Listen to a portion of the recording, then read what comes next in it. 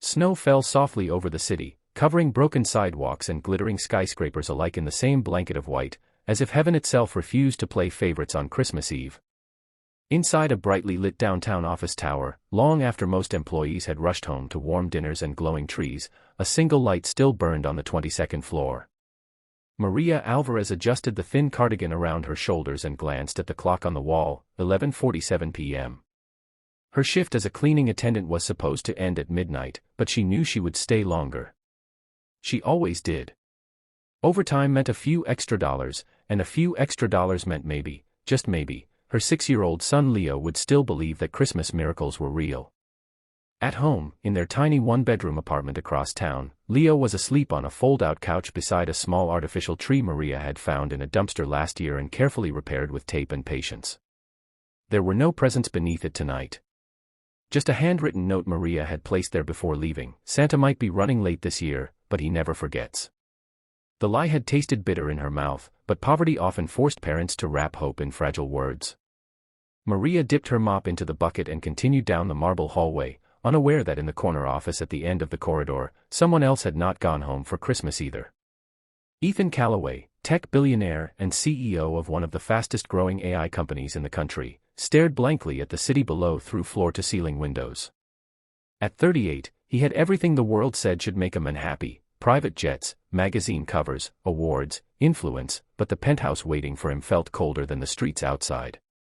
His parents had died when he was young, and success had become his coping mechanism, his distraction, his armor. Christmas, however, had a way of cracking that armor. He loosened his tie and sighed, turning back toward his desk, only to notice a woman carefully wiping down the glass walls of his office. She moved quietly, methodically, as though trying not to disturb the silence of a world that rarely noticed her presence. Ethan watched for a moment, then cleared his throat gently so he wouldn't startle her. Maria froze, apologizing instantly in Spanish-accented English, assuming she was in the way. Ethan surprised himself by saying, "You're not in the way. I'm the one working late on Christmas Eve." His tone held no arrogance, only exhaustion. Maria gave a polite nod and continued her work, but something in her tired eyes caught his attention, something heavier than fatigue. "Do you have family waiting at home?" Ethan asked, not entirely sure why he cared. Maria hesitated. Cleaning staff were invisible, conversation was not part of the job description. But his voice sounded sincere. "My son," she replied softly. "He is 6. He believes Santa will come tonight." A faint smile flickered across her face before quickly fading. Ethan noticed the tremble in her hands. "And will he?" he asked carefully. The question hung in the air like a fragile ornament. Maria looked down at the polished floor reflecting the office lights. "I hope so," she whispered, though the words carried more prayer than certainty.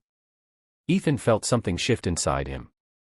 He had signed a $200 million contract that afternoon without blinking, yet this woman's 3-word confession unsettled him more than any boardroom negotiation ever had. "What does he want for Christmas?" Ethan pressed gently. Maria shook her head as if embarrassed. "A science kit. He loves to build things. He says he wants to be an inventor." Her voice cracked.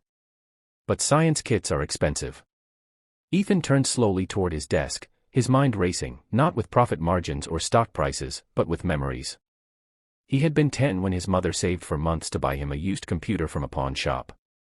That single gift had changed the trajectory of his life. One small act of sacrifice had unlocked a future of innovation. He looked back at Maria, who was now pretending to scrub an already spotless surface to avoid meeting his eyes. "What time does your shift end?" he asked. "Midnight," she replied. Ethan glanced at his watch. 11:58 p.m., "Go home," he said suddenly.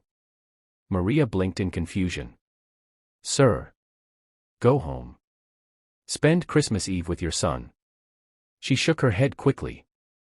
"I cannot leave early. I need the hours." Ethan walked to his computer and typed rapidly. Within seconds, he transferred a bonus to the building's contracted cleaning service under her employee ID, 6-month salary in one quiet click. He printed a confirmation slip and handed it to her. Maria stared at the number, convinced there had been a mistake. This is not possible." Ethan offered a small smile. It is. And it's yours. Consider it overtime. Tears welled in her eyes as disbelief turned into overwhelming gratitude.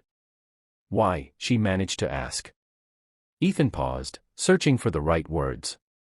Because someone once believed in me when I had nothing. And tonight, your son deserves to believe in something too. But Ethan wasn't finished. After Maria rushed home, clutching the paper like it might disappear, Ethan made a few more calls. Within an hour, his driver was dispatched to a 24-hour toy store with instructions to purchase not just a science kit, but books, winter clothes, and groceries enough to fill a refrigerator. He personally selected a high-end beginner robotics set, the kind designed to spark genius. By 2 a.m., a sleek black car pulled up outside Maria's apartment complex, its headlights cutting through the snowfall. Maria, who had just arrived home and was holding Leo tightly as she tried to explain that Santa might be delayed by the storm, heard a knock at the door. Her heart pounded. She opened it cautiously to find Ethan standing there, not in a tailored suit now, but in a simple wool coat, holding a large red box. Behind him, his driver unloaded bags upon bags of supplies. Leo peeked from behind his mother, eyes wide with wonder. Ethan crouched down to his level. I heard Santa needed a little help tonight, he said gently. Mind if I step in? Leo's face lit up brighter than any Christmas tree Maria had ever seen. Inside the tiny apartment, surrounded by peeling wallpaper and second-hand furniture, something extraordinary unfolded.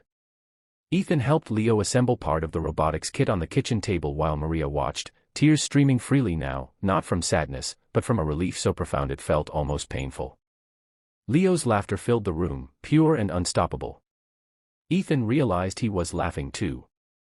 For the first time in years, Christmas didn't feel hollow. It felt alive. Before leaving, Ethan handed Maria a business card, not the polished executive version, but one with his direct number written on the back. Your son wants to be an inventor, he said. When he's older, tell him to call me. I invest in big dreams. Maria could barely speak, but her eyes said everything words could not. As Ethan stepped back into the snowy night, he understood something no board meeting had ever taught him: wealth means nothing if it doesn't lift someone else. And sometimes, the greatest returns come not from markets, but from moments. The next morning, news would quietly spread within his company that the CEO had established a Christmas Eve employee relief fund for all contract workers. Policies would change. Benefits would expand. Lives would shift. But in that small apartment, none of that mattered yet. What mattered was a little boy who believed again, a mother who felt seen, and a billionaire who finally rediscovered the part of himself that success had buried.